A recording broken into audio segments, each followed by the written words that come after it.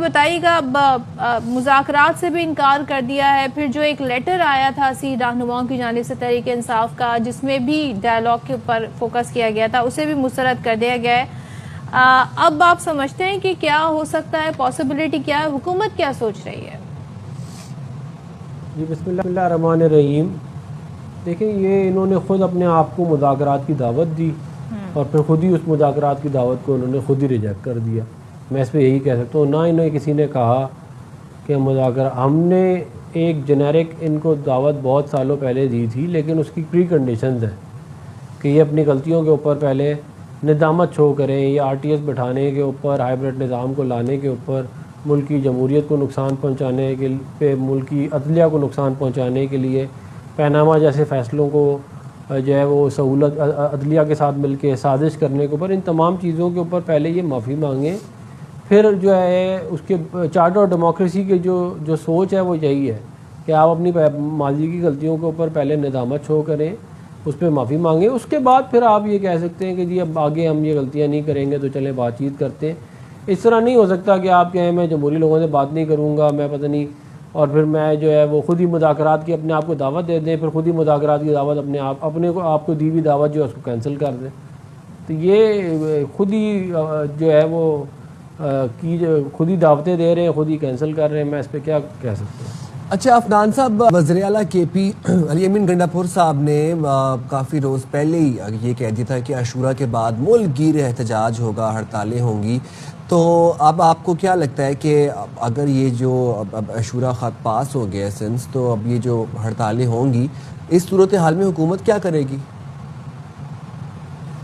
دیکھیں حکومت کی حکمت عملی یہ ہوگی کہ ہم پرامن احتجاج کی اجازت ہم نے ماضی میں بھی ان کو دی ہے، لاہور میں بھی دی گئی، ان کو اسلام آباد میں بھی دی گئی. اگر یہ اجازت لے کے پرامن کوئی جلسہ کرنا چاہتے ہیں، احتجاج کرنا چاہتے ہیں تو ٹھیک ہے. لیکن اگر یہ سمجھتے ہیں کہ یہ دھونس زبردستی سے حملہ کر کے جتھے لے کے وزیر اعظم ہاؤس کے اوپر پارلیمان پہ اپنی بات منوا لیں گے تو یہ کوئی بھی مانے گا نہیں، اور نہ عوام ان کے ساتھ ہے. اب تو بالخصوص آپریشن بنیان المرصوص کے بعد تو حکومت کی پاپولیرٹی بہت زیادہ بڑھ گئی ہے. تو یہ پچھلی دفعہ بھی انہوں نے کہا تھا فائنل کال ہے، تو فائنل کال میں بھی کچھ نہیں ہوا. اس سے پچھلی دفعہ بھی پتہ نہیں کتنی کالیں کر چکے ہیں. تو یہ دیتے رہے کالیں، ہمیں کوئی مسئلہ نہیں ہے، لیکن ہم نے واضح طور پہ بتا دیا ہے کہ ہم کسی بھی قسم کی بلیک میلنگ میں نہیں آئیں گے. اچھا جی، اب یہ جو تحریک کا کہا جا رہا ہے، تحریک کہہ رہے ہیں ہم پرامن لے کر آئیں گے، احتجاج بھی ہوگا. اب اس میں خبریں ہی آ رہی ہیں، رپورٹ ہی ہو رہا ہے کہ جو بانی پی ٹی آئی ہیں ان کے بیٹے بھی اس کا حصہ بن سکتے ہیں. تو حکومت کا اس پر کیا موقف ہے؟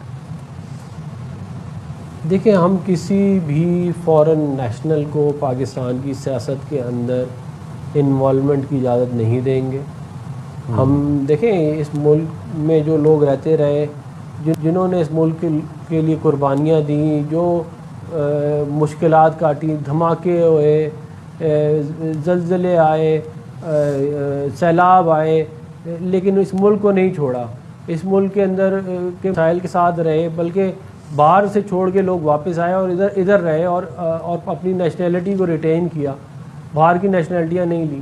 اور وہ لوگ حقدار ہیں اس ملک کے فیصلہ کرنے کے لیے. اس ملک کے عوام جنہوں نے مشکلات کاٹی وہ حقدار ہیں اس ملک کے مستقبل کا فیصلہ کرنے کے لیے. کوئی برطانیہ کا نیشنل، کوئی فورن نیشنل کو ہم یہ رائٹ دے ہی نہیں سکتے کہ وہ پاکستان کے اندر آ کے سیاست کرے یا انتشار پھیلائے. اور یہ تو خود سب سے زیادہ پورے پاکستان کو انہوں نے برا بھلا کہا کہ جی یہ تو جو ہے وہ نیپوٹزم ہے، یہ موروثیت ہے. تو اب یہ کیا ہے؟ یہ موروثیت نہیں ہے تو اور کیا ہے؟ پہلے پورا اور کہا کہ کبھی پی ٹی آئی میں موروثیت نہیں آئے گی، اور اب موروثیت آ گئی پی ٹی آئی میں. اب خود ہی کہہ رہے ہیں. ابھی کچھ عرصے بعد ان کے لوگ جو پہلے موروثیت پہ برا بھلا کہتے تھے اور لیکچر دیتے تھے، اب بھی آپ دیکھ لیے گا وہ بتا رہے ہوں گے کہ اس کے کتنے بڑے بڑے فائدے ہیں. تو بات یہ ہے کہ یہ تو ان کا اپنا سٹینڈ تھا، اس کے اوپر تو انہوں نے بڑے ووٹ لیے ہیں. تو یہ انہوں نے اپنا ہی سٹینڈ جو ہے اس کو جو ہے وہ وڈرا کر گئے ادھر سے پھر دوبارہ. اچھا عفنان صاحب، ہم یہ دیکھتے ہیں کہ مولانا کا کردار، مولانا فضل الرحمان ہر دور میں ریلیونٹ نظر آتے ہیں. موجودہ سیاسی صورتحال میں وزیر اعظم شہباز شریف کی جو ملاقات ہوئی ہے، کافی اہم ملاقات تھی رہنما جے یو آئی کے رہنما ہیں مولانا اسد محمود سے. موجودہ سیاسی صورتحال پر گفتگو ہوئی، اہم ملاقات تھی، طویل ملاقات تھی. تو مولانا کس سائڈ پر ہیں؟ مولانا کس کے ساتھ کھڑے ہیں؟ مان صاحب جو ہے وہ پی ڈی ایم میں ہمارے پی ڈی ایم کے وہ لیڈر تھے اور ان کی بڑی قربانیاں اس ملک کے آئین، قانون اور جمہوریت کے لیے، اور ان کی ہم بڑی رسپیکٹ کرتے ہیں، اور وہ ایک بڑی زبردست اسٹریٹ پاور کو ان کی کمانڈ کرتے ہیں، اور ان کی ایک بڑی زبردست ان کی فالوئنگ بھی ہے. تو جہاں تک مولانا اسد صاحب کی بات ہے ملاقات کی، تو وہ اسی تناظر میں ہم چاہتے ہیں کہ ان کے ساتھ ہمارے اچھے تعلقات ہوں، اور وہ ہمارے ساتھ مل کے جو ہے وہ چلیں، اور ملک کے اندر ایسا ماحول رہے جس سے ملک کے اندر سیاسی طور پہ تناؤ کم ہو، اور ملک جو ہے وہ ہم ملک کی ترقی کی طرف زیادہ فوکس کریں. اور آپ دنیا کے حالات آپ کے سامنے کیسے ہوتے جا رہے ہیں، اس میں زیادہ بہتری یہی ہے کہ ہم اپنی صفوں میں اتحاد پیدا کریں. اچھا عفنان صاحب، اس ساری صورتحال میں ایک بڑی ڈفرینٹ سی ایک چیز ہوئی ہے، وہ یہ کہ صدر آصف علی زرداری کے استعفوں کے حوالے سے خبر جو ہے وہ گردش کرنے لگی. اب سینیٹر شہری رحمان ظاہر جب پیپلز پارٹی کی سطح پر اس لیول پر کہ شہری رحمان صاحبہ اس کی تردید کر رہی ہیں، تو ظاہر سی بات ہے انہوں نے ان ساری خبروں کی تردید کر دی ہے. لیکن پھر بھی کیا کوئی معاملات حکمراں اتحاد میں کچھ ہیں، ایسے کچھ مسئلہ ہے؟ آپ اس پہ کیا کہیں گے؟ جی، میں سینیٹر شہری رحمان صاحبہ کی بات کو انڈورس کرتا ہوں، اور وہ بالکل ٹھیک کہہ رہی ہیں کہ صدر صاحب ایک اہم ستون ہے اس پورے نظام کے اندر. پیپلز پارٹی کا ایک بڑا کرٹیکل رول ہے، اور میں ان کی بات کو پر میں سمجھتا ہوں بالکل ٹھیک کہہ رہی ہیں. ٹھیک ہے، بہت شکریہ عفنان اللہ صاحب ہمارے ساتھ موجود تھے. اور